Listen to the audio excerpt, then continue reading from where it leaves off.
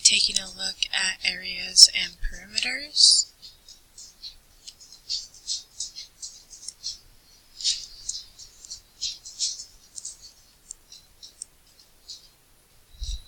What is a perimeter? The perimeter is the distance around the outside or edge of a shape or area. So if you have a square, the four sides of the square will be equal. So if the square is 6 feet on all four sides, and you add all these sides up together, you will have 24 feet. The perimeter of this square equals 24 feet.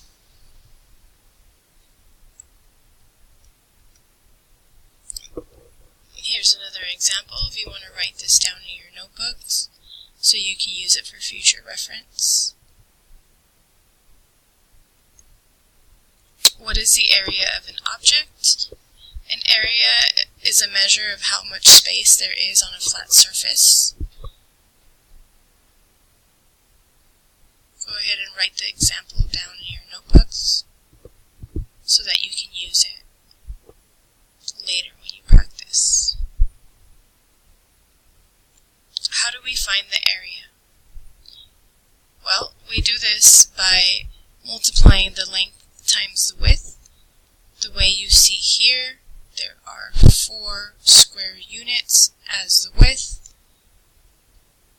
and 3 square units as the length. Therefore, if you multiply 3 times 4, you will equal 12 square units.